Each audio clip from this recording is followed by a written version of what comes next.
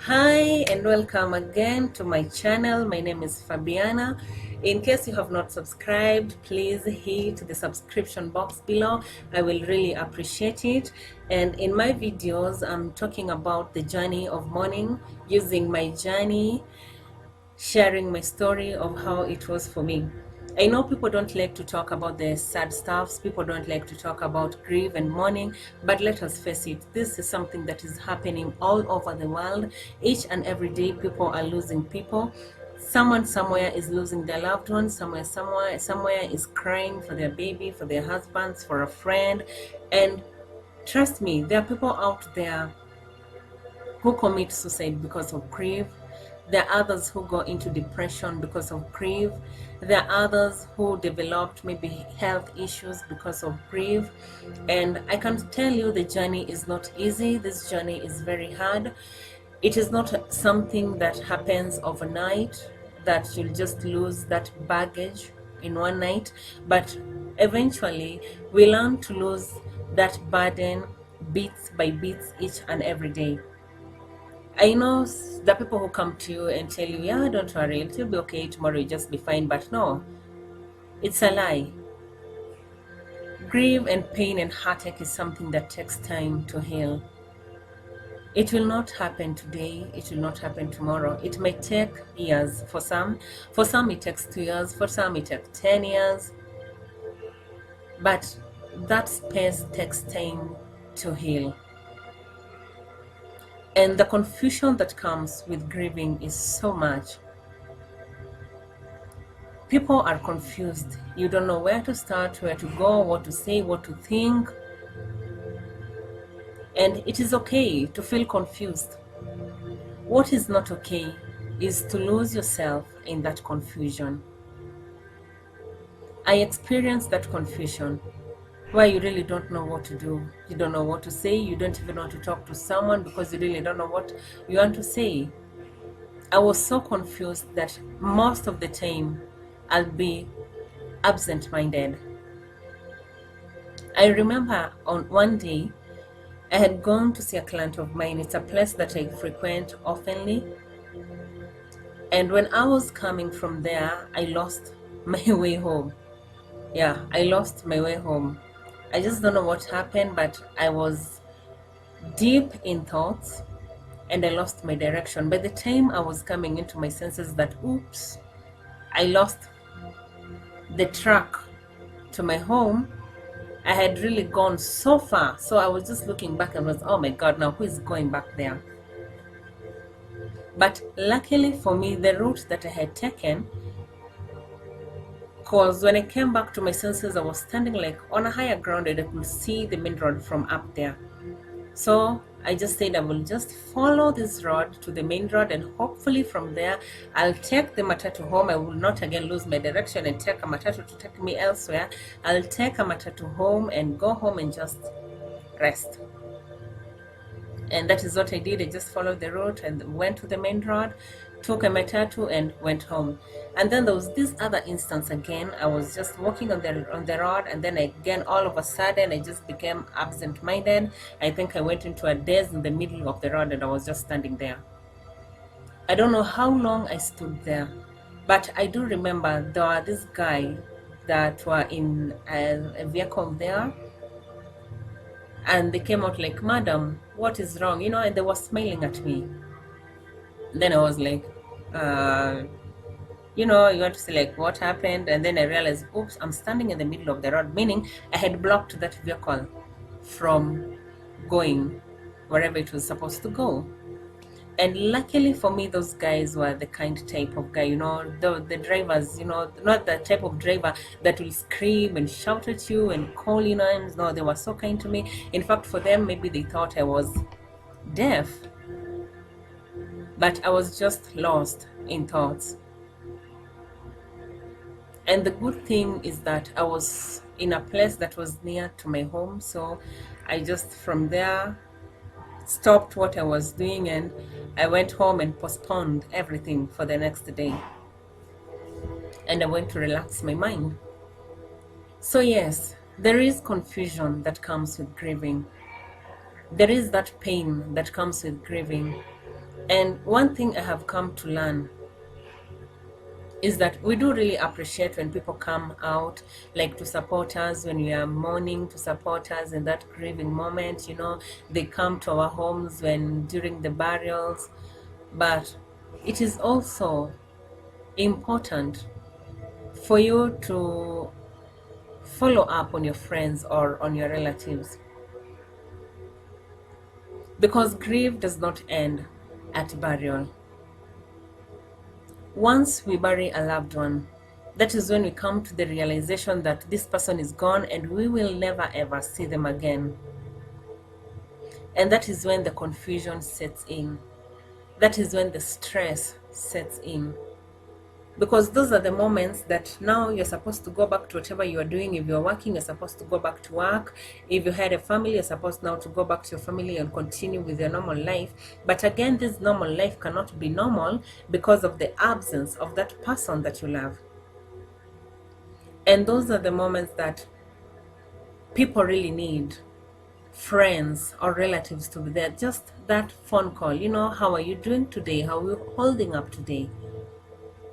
That call is very, very, very, very important. Like, it gives that person that hope that, oh, there's someone at least who cares and is following up on me. Who knows? You might call someone and they're lost the way I was lost, and maybe they don't know their route home, and they just tell you, please come for me, I'm somewhere, I'm lost. You might call someone who is in that situation where they want to do something crazy, maybe suicide. And when you call, just, when you talk to them, you encourage them, it really gives them that little hope to carry on. It gives them that little strength they need to carry on.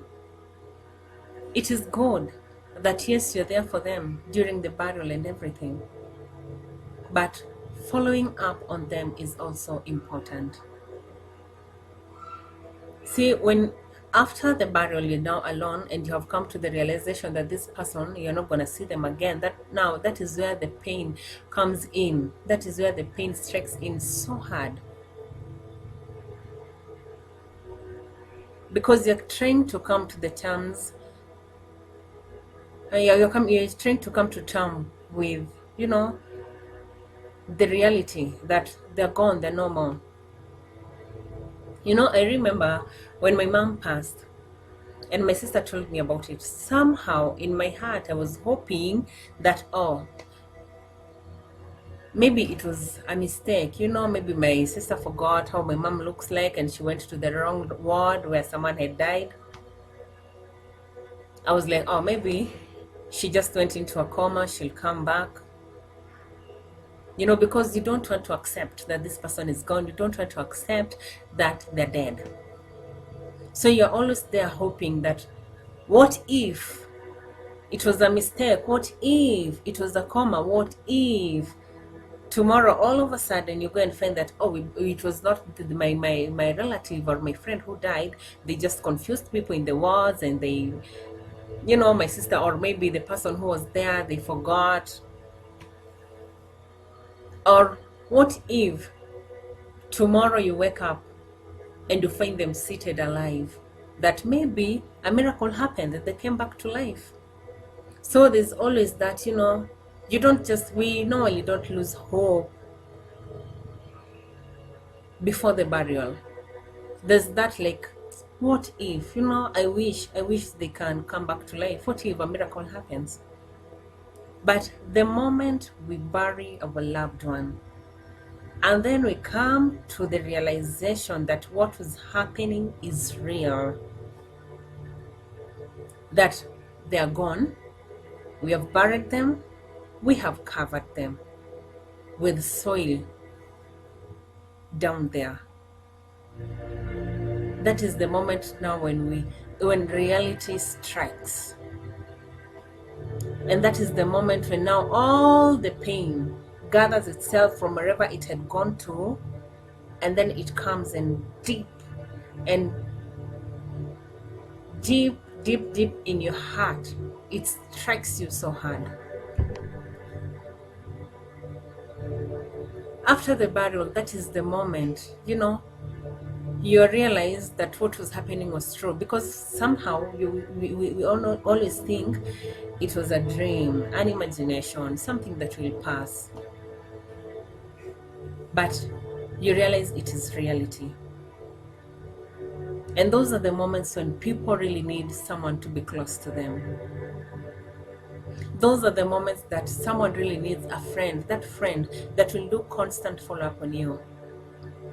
I know after that, after burial, people have come, they've been with you after burial, and they've gone their ways, everyone to go back to their lives. But it is always hard for the person who is in grief to move on. And that is the moment when we need friends that can follow up on you.